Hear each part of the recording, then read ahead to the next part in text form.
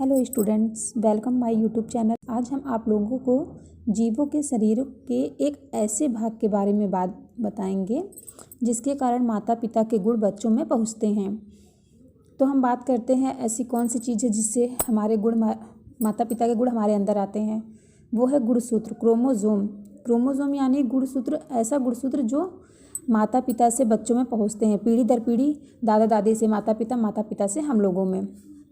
तो गुणसूत्र को जानने के लिए आप मेरा वीडियो पूरा अंत तक देखें और हमारे चैनल को सब्सक्राइब करें, लाइक करें एंड कमेंट करें। तो चलिए हम बात करते हैं क्रोमोजोम। क्रोमोजोम किसे कहते हैं? क्रोमोजोम दो शब्दों से मिलकर बना हुआ है।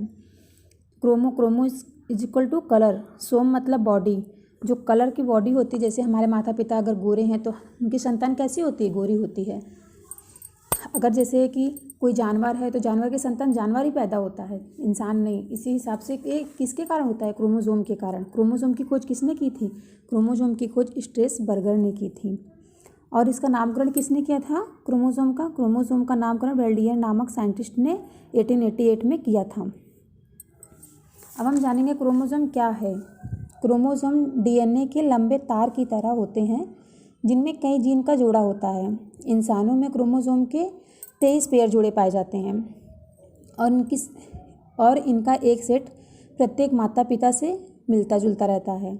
मानव कोशिकाओं में गुणसूत्र की संख्या 46 होती है जो 23 पेयर जोड़े में पाया जाता है, जिसमें से जो 22 पेयर क्रोमोजोम होते हैं वो मेल फीमेल में एक समान होते हैं, और जो एक 1 पॉइंट क्रोमोजोम होता है वो दोनों का डिफरेंट होता है। एक एक्स होता है मेल का, फीमेल का वाई होता है।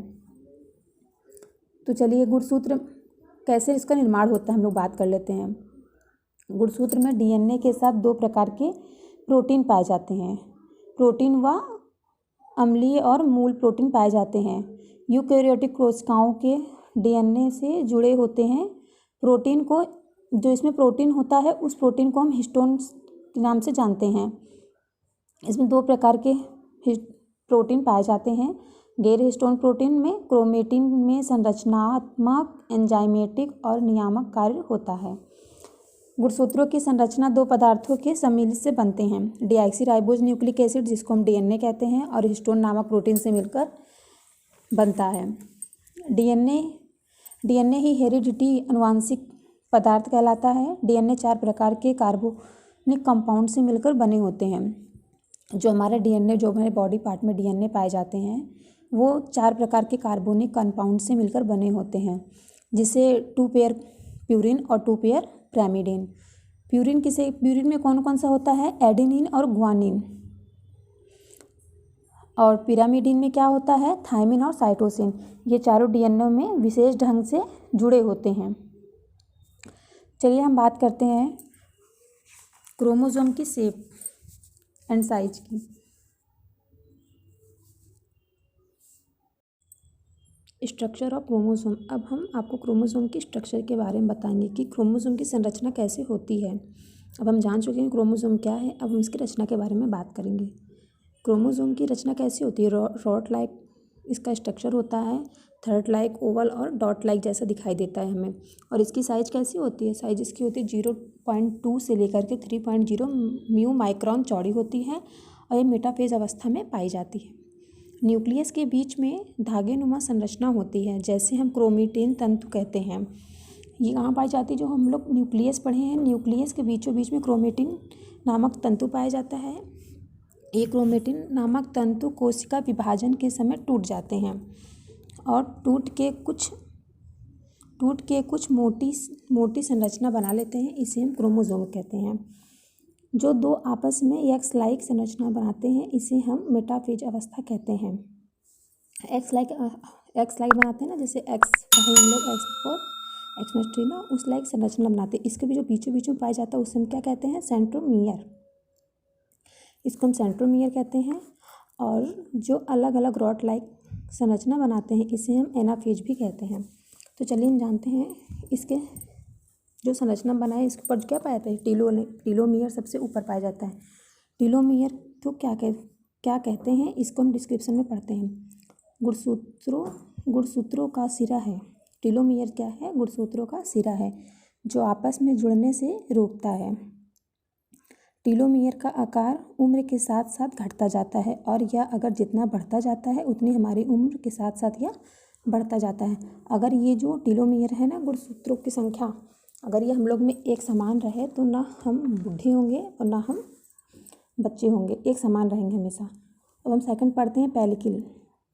पेलिकल क्या होता है? पेलिकल गुणसूत्रों की बाहरी लेयर होती है, गुणसूत्र के बाहरी लेयर में पाया जाता है, जिसे हम आउटर लेयर भी कह सकते हैं कि गुणसूत्रों की जो संरचना है इसकी आउटर लेयर पेलिकल से बनी होती है। मैट्रिक्स किसे कहते हैं?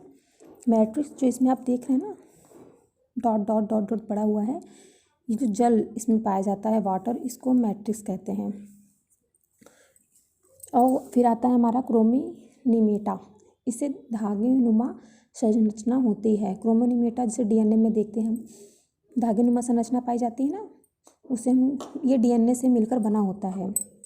यह हिस्टोन प्रोटीन और डीएनए से मिलकर बना होता है क्रोमोनीमेटा, जिसका स्ट्रक्चर कैसे होता है? धागेनुमा संरचना के जैसे होता है। अब हम बात करते हैं क्रोमोमीयर की। क्रोमोमीयर क्या है? क्रोमोमीयर क्रोमोनीमेटा के बाहरी हिस्से पर मोती की तरह लगे होते हैं। इन्हें ही जीन कहते हैं। इन्हीं का मुख्य रोल अदा होता है हमारे गुण को एक से दूसरी पीढ़ी में पहुंचाने का। अब हम बात करते हैं सेंट्रोमियर। सेंट्रोमियर तो हो चुका है। अब हम बात करते हैं गुणसूत्रों का कार्य। इसका कार्य क्या है? गुणसूत्र का मुख्य कार्य है कोश का विभाजन करता है। इसका मुख्य कार्य क्या है? कोशिका विभाजन में हेल्प करता है। यह आनुवांशिक पदार्थ है। यह वंशागति का कार्य करता है। मनुष्य में 23 पेयर जोड़े गुणसूत्र पाए जाते हैं। 22 जोड़े क्रोमोसोम को हम ऑटोसोम कहते हैं और जो एक जोड़ा क्रोमोसोम बचता है उसे हम सेक्स क्रोमोसोम कहते हैं, जो लिंग निर्धारण में मदद करता है। क्रोमोसोम हमेशा जोड़े में पाए जाते हैं।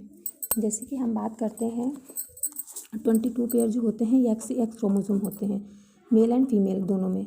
और जो एक होता है सेक्स क्रोमोसोम, वो मेल का क्या होता है? XY होता है और फीमेल का क्या होता है? दोनों XX होता है। जब हम इन दोनों का सेक्स डिटर्मिनेशन कराएंगे तो अगर फीमेल का X और मेल का भी X काम करेगा तो वो संतान कौन सी होगी? लड़की होगी। अगर मेल का X और फीमेल का भी X काम करेगा तो वो संतान लड़की होगी। अगर मेल का Y और फीमेल का X काम करेगा तो क्या होगा? लड़का पैदा होगा। इसको हम कहते हैं सेक्स डिटर्मिनेशन। तो हम आगे नेक्स्ट वीडियो में आपको लिंग निर्धारण एवं सेक्स क्रोमोसोम के बारे में बताएंगे। अभी के लिए इतना ही। हमारा चैनल आपको अच्छा लगा हो तो लाइक करें एंड सब्सक्राइब करें।